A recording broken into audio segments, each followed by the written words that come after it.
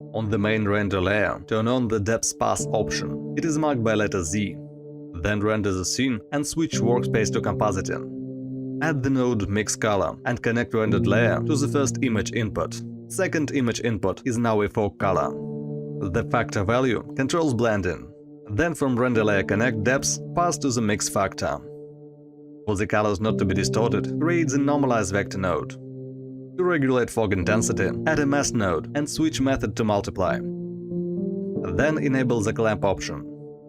You can stop there, but for the multicolored fog you need to make a few more steps. Create a new blank layer and check that all objects allocated in the collections. All objects should be hidden on this layer. Render the scene. Then, in Compositing workspace, duplicate render layers node and select empty layer. Finally, connect empty layer to the image mixer. Now background color becomes a fog. In the next video, I will explain how to make a sky gradient.